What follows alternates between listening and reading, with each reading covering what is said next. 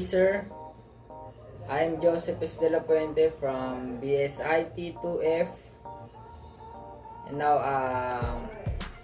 I'd like to express my special thanks of gratitude to my teacher, Armando Tampos, who gave me the golden opportunity to do this project, which also helped me in doing a lot. I came to know about so many new things.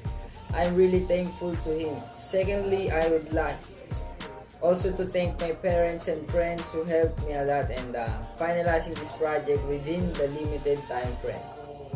Today, I'm gonna report my system I built. I named it Resort Reservation System.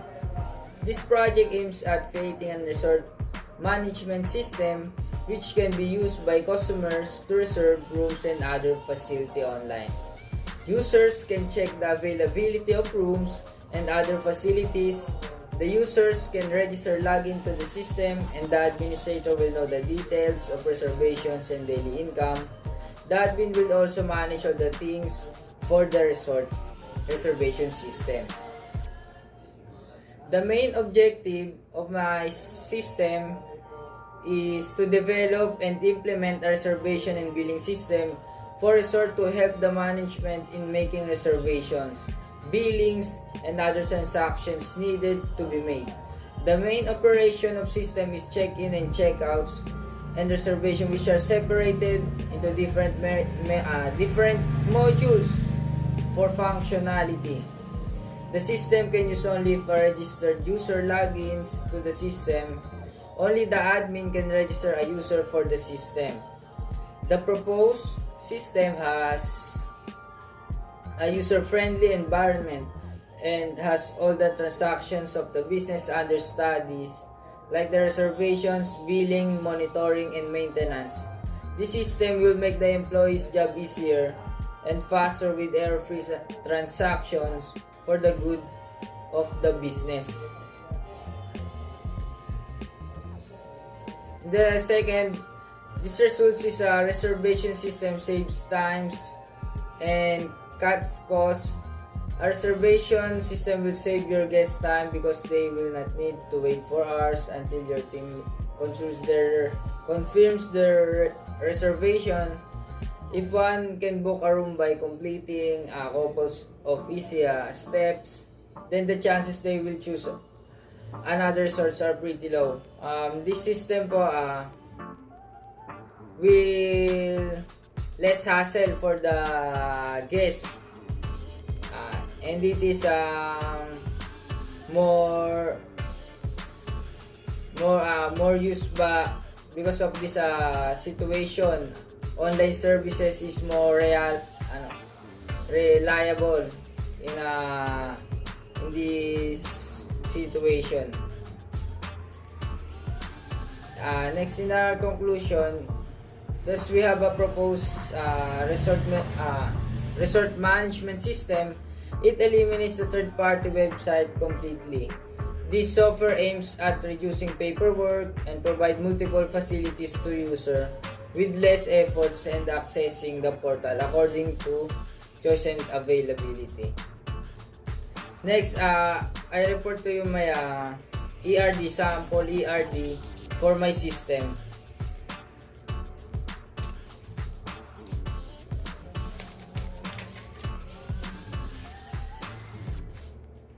In my system, resort reservation system, I have ERD. It has 5 entities. First is employee, second is guest, third is cottage, 4 is room, and 5 is transactions. And each entity has a attributes. In my employee, there has employee ID, employee name, employee gender, and its salary. In my guest entity, there has a guest ID, guest name, guest number. Next, in third entity, there is a cottage number, cottage type. If it is big or small. Next is cottage price. The next one is room. It has a room number, room type, room price. And the next one is transaction. It has transaction ID, transaction date, and transaction total of payment. The next one is data dictionaries. In my data dictionaries, I have an employee, guest, cottage, room, and transactions. And its attributes, there's a field name, description, type, and length. The field name in employee is EID, the description is employee ID, it has a type, it is integer, and its length is 50. The next one is employee name, employee gender, employee salary, guest ID, the same with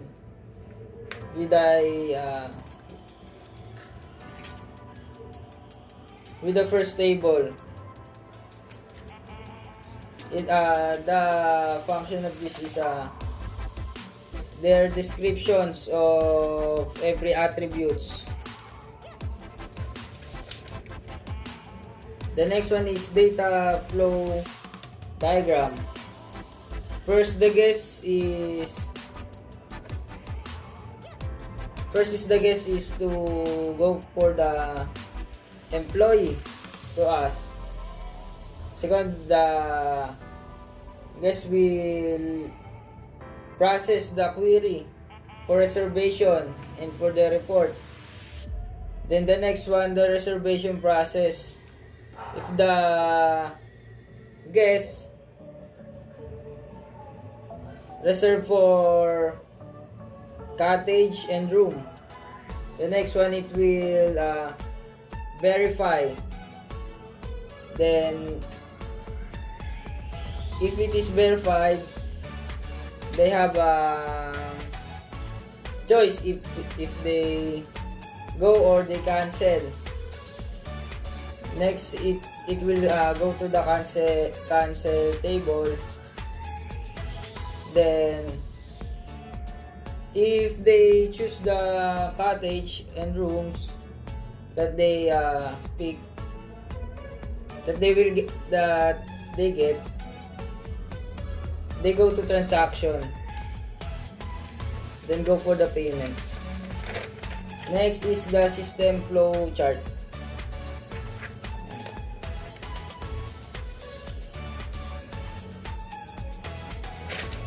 Start, then they log in, then the guest will inquire, then the guest will ask the employee, they then look for the reservation if they get cottage, room, then for the confirmation, if yes, they go to transaction and it will print successfully booked. Then I'm going to present my system.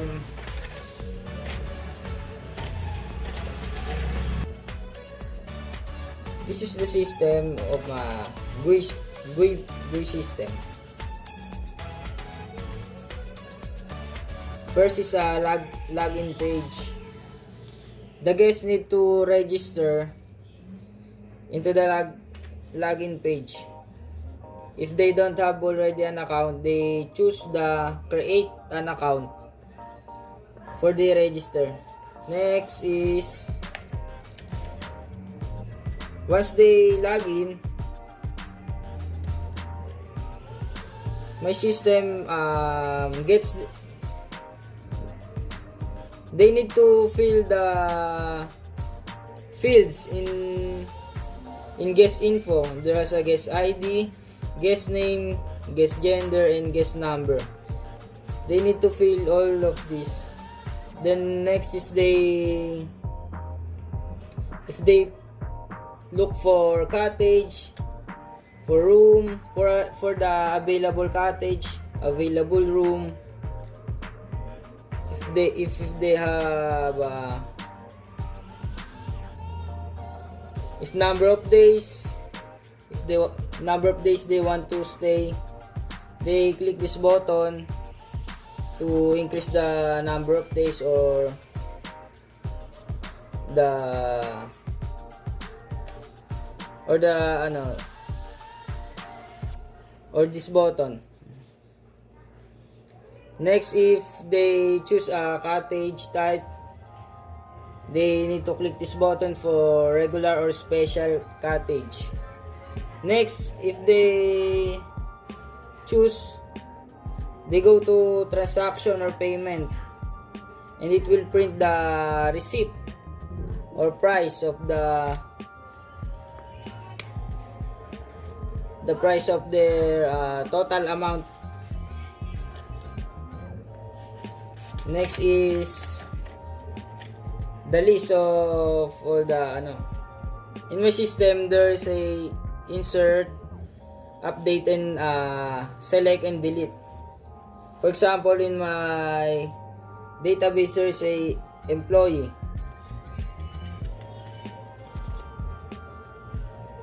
For example, is there's a, if you want to delete the info of this employee, for example, the employee name Joselito Angono, and gender male, salary 7,000. Diba dito po siya isusulat, employee ID, yung employee ID niya is 2,000, then click delete. And ito po yung mga button po para po sa pagpipilian na halimbawa po employee, yung mga entities po na ginawa natin, mga database po nila, employee, guest, cottage, room, transaction, then exit. Next po, ito po yung database sa employee. Once you click the table employee, their database will show. Ito po, na-delete na po yung 2001 kasi po nakalagay po dito is delete from table employee where ID is 2001. Ito po, kaya po 2001 kasi ayun po yung primary key ng table na to, yung employee ID po. Yun po, nabura po yung 2001. Next po is guest. In guest po, pwede ka rin po mag-insert sa system po ng database, halimbawa po sa mga guest. Kasi po gaya po ngayong season po, marami pong nag-swimming, di ba po?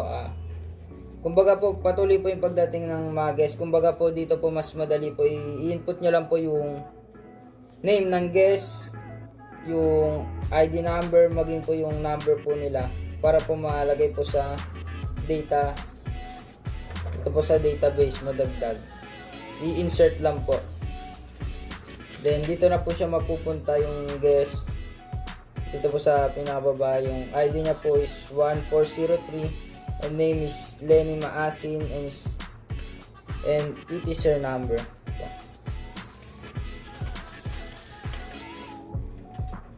Next is cottage.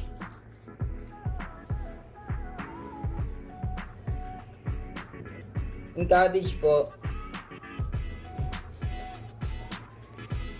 pwede ka po mag-update ng cottage if available po or hindi. Halimbawa po dito po sa cottage number po, ito type cottage number 12, cottage type if regular or special, then cottage price. Dito lang po ilalagay yung, halimbawa po ilalagay po yung cottage number niya is cottage number is 12, then click update, then dito na po siya lalabas. Kung dati po siya special, mapupunta po siya sa regular. Next po is database po ng room. Meron po siyang attribute na room number, room type, and room price. Ito po yung mga records ng mga guest po, yung mga pinik po nila na halimbawa po air condition, non-air condition, then meron po siyang price ng halimbawa po sa air condition, ang price po sa isang araw is 2.5. Ganun din po sa non-air condition naman po 1.5. Next po is if kinlik mo naman po yung transaction ID, lalabas po lahat ng transaction, yung payment po nila, lahat yung subtotal. The subtotal of the payment. Then yung nakalagay din po dito kung kailan po sila nagbayad. Meron po itong transaction ID, transaction date, transaction price. Nakalagay po lahat yan, naka-input po lahat yan ng records kung kailan po sila nagbayad o nagpa-reserve. Next po, if tapos ka na po sa na-check po ng lahat po ng database, meron po tayong click button na exit. If you want to exit, then meron pong confirmation na nakalagay, are you sure you want to exit? Then if you click yes, mag-exit na po siya. Ito po yung system po na aking ginawa. This is the system po that I made the resort reservation management. That's all, sir. Thank you.